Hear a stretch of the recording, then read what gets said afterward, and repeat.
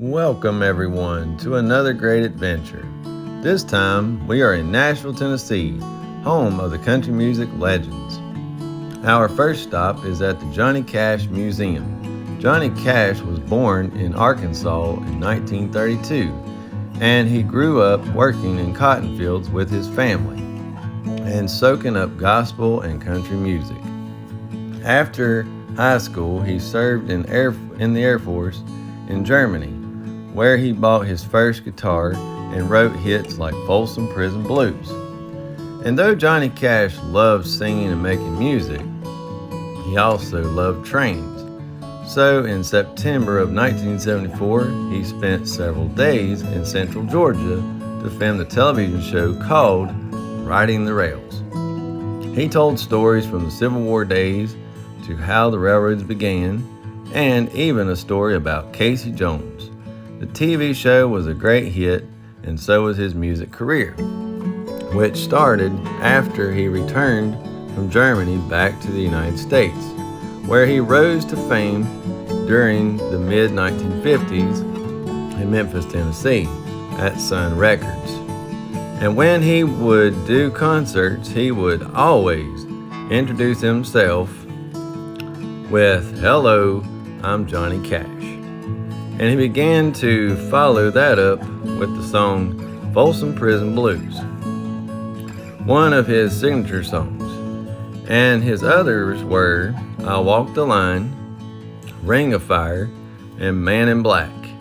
And he also recorded train songs such as "Hey Porter," "Orange Blossom Special," and "Rock Island Line." Cash is definitely one of the best-selling music artists of all times, having sold more than 90 million records worldwide, and was inducted into the Music Hall of Fame in 1980.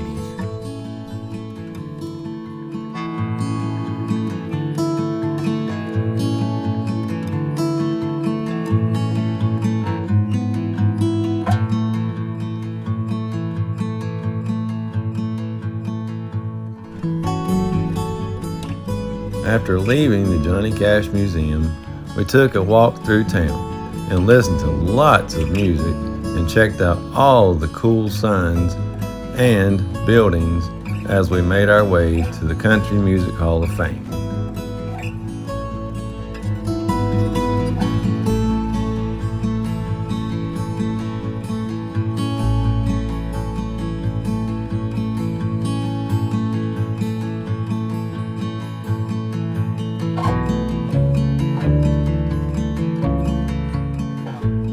Once we made it to the Country Music Hall of Fame, we took a trip to Studio B, where lots of country singers recorded their music. And this is where Dolly Parton made 2 hits in Nashville. The first was when she came to record her first album. She was so nervous that she drove straight into the building at Studio B, but got out and went in and made her album, which also made her a hit and a star. And it's also where Elvis recorded his music as well. Elvis recorded 240 songs in Studio B, the first of which he was in his Army uniform as he made his first album before going overseas. And he had no idea he had become a hit here in the US. And he recorded many more songs. Here, one called "Are You Lonesome Tonight," which he recorded in the dark at Studio B. And if you listen closely, at the end of the song, you will hear him bump into the mic, which was located in the middle of the room. And while we were there, we also got to set at the piano that Elvis recorded other songs like "You'll Never Walk Alone," which was recorded on September 11th, 1967.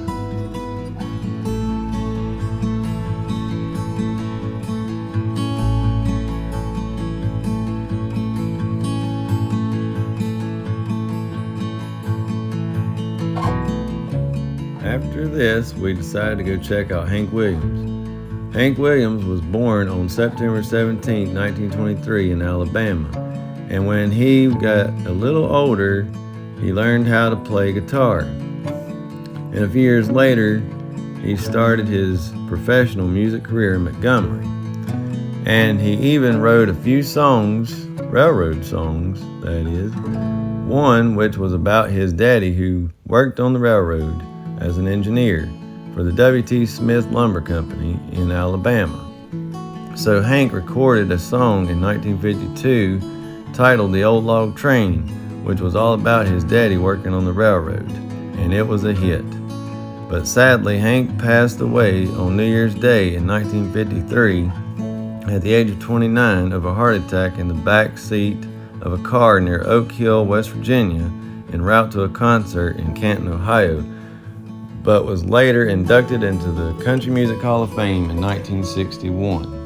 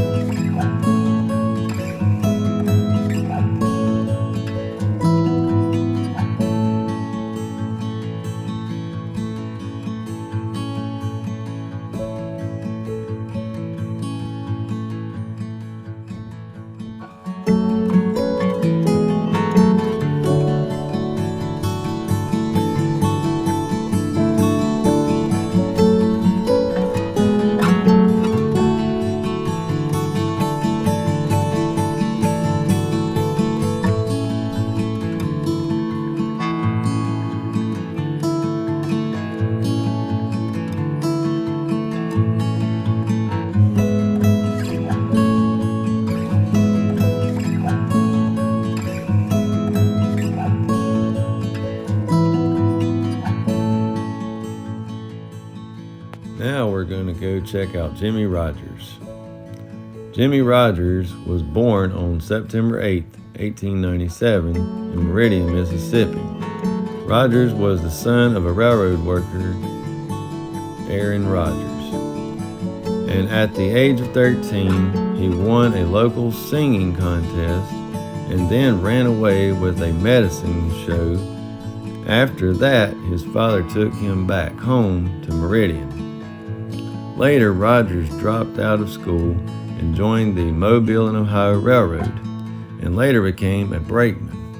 During his time on the railroad, he developed his musical style. He was influenced by the Gandy Dancers and the blues. And eventually, Rodgers became known as the singing brakeman.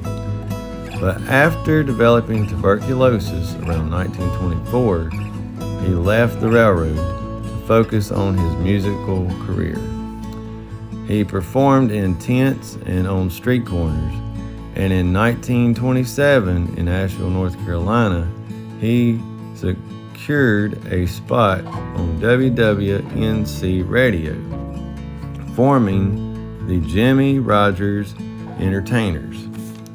His recordings, particularly his blue yodels, became hits, making him a national sensation and established him as the father of country music.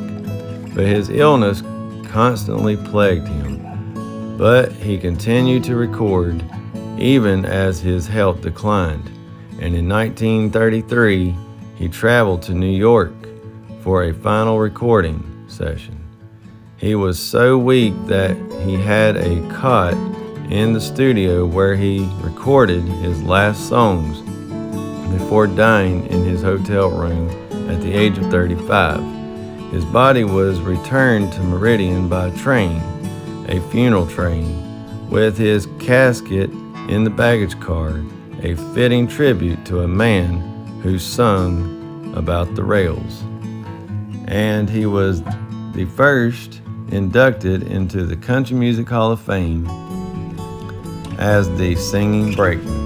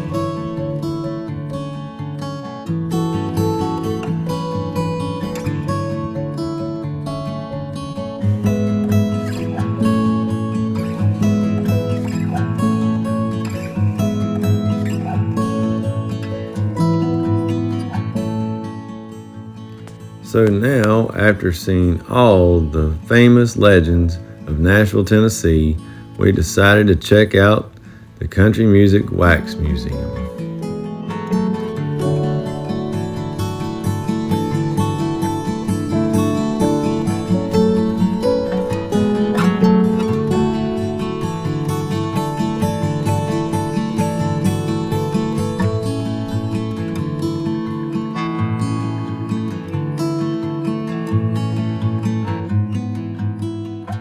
Well, I hope everyone enjoyed this trip through Nashville, Tennessee. If you like my channel, please like and subscribe. And thanks so much for watching.